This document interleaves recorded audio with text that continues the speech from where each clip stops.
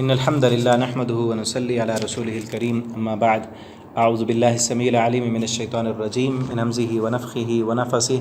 بسم الله الرحمن الرحيم وعلى الذين هادوا حرمنا ما قصصنا عليك من قبل وما ظلمناهم ولكن كانوا أنفسهم يظلمون۔ ترجمہ قرآن کے سبق میں آج انشاءاللہ سورۃ النحل آیت نمبر 118 سے ہم پڑھیں گے۔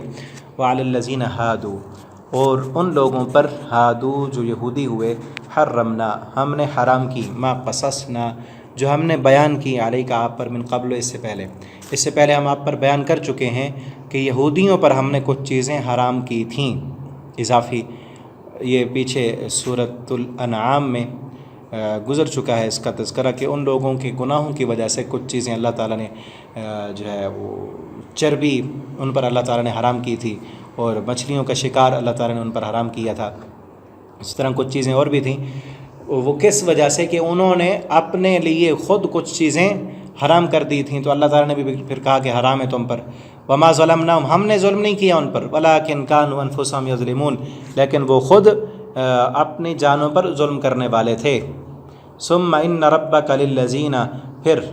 بے شک آپ کا رب، للذین ان لوگوں کے لیے، عملوا السوء بجہالہ جنہوں نے عمل کیے برے، بجہالہ جہالت کی وجہ سے، ثم تابوا پھر انہوں نے توبہ کی، من بعد ذالک اس کے بعد، واصلحوا اور انہوں نے اپنی اصلاح کی، ان ربک من بعدها لغفور الرحیم، بے شک آپ کا رب من بعدها اس کے بعد، لغفور الرحیم معاف کرنے والا اور رحم کرنے والا ہے۔ یہاں دیکھیں نا، توبہ کا اصول بیان کیا ہے کہ وہ لوگ جنہوں نے برے عمل کیے جہالت کی وجہ سے، انہیں پتہ نہیں تھا اس کام پر اللہ رب العالمین کا عذاب آ سکتا ہے، اس کام کو کرنے سے اللہ نے منع کیا ہے، جہالت کی بنیاد پر، یا پھر وہ اس وقت جو ہے ان کا ایمان کمزور ہو گیا اور غفلت میں آ گئے، شیطان کے بہکاوے میں آ کر انہوں نے گناہ کر لیے۔ ثم تابوا پھر وہ توبہ کرتے ہیں، من بعد ذالک اس کے بعد، گناہ ہونے کے بعد فوراً وہ توبہ کرتے ہیں، واصلحوا اور توبہ کے بعد اپنی اصلاح بھی کرتے ہیں، بار بار وہ گناہ نہیں کرتے رہتے، اس گناہ پر اڑے نہیں رہتے، اپنی اصلاح کر لیتے ہیں۔ ان ربک بے شک آپ کا رب، من بعدها اس کے بعد، کس کے بعد، تابوا واصلحوا توبہ اور اصلاح کے بعد، غفور الرحیم ہے۔ آج لوگ کیا کہتے ہیں گناہ کرنے والے، اللہ غفور الرحیم ہے، اللہ تعالیٰ غفور الرحیم ہے، معاف کر دیں گے۔ جھوٹ بولتے رہو، ٹھیک ہے نا، سود لیتے رہو، دکان پہ بیٹھ کے غلط 2 نمبری کرتے رہو، سودے بیچتے رہو، اور کہو کہ جی نماز نہیں پڑھتے، تم دین سے دور ہو، زکوٰۃ نہیں ادا کرتے، اللہ کی نافرمانیاں کر رہے ہو، جواب میں کیا آتا ہے، اللہ غفور الرحیم ہے۔ اللہ تعالیٰ غفور الرحیم ہے، لیکن من بعدها اس کے بعد گناہ پر نادم ہوگے، شرمندہ ہوگے، توبہ کرو گے، اپنی اصلاح کرو گے، ان ربک من بعدها بے شک آپ کا رب پھر اس کے بعد غفور الرحیم ہے، تب جا کر معافی ملے گی۔ تو میرے بھائیو دوستو، ایسے شیطان کے بہکاوے میں نہ رہیں۔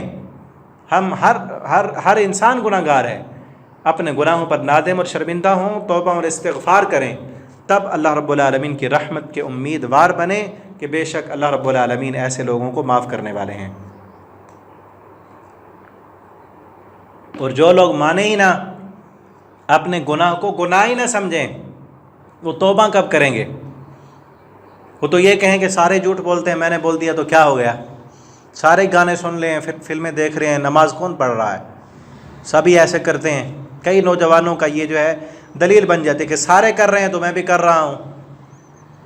ٹھیک ہے نا، سارے اکثریت، تو اللہ فرماتے ہیں اکثرهم لا يعقلون، اکثر تو بے عقل ہیں، اکثر تو جاہل ہیں، اکثریت سے تو ہم نے جہنم کو بھر دینا ہے۔ یہ مت دیکھیں کہ لوگ کیا کر رہے ہیں، یہ دلیل نہ بنائیں، اور اپنے گناہوں پر اڑے رہنے کا یہ بڑا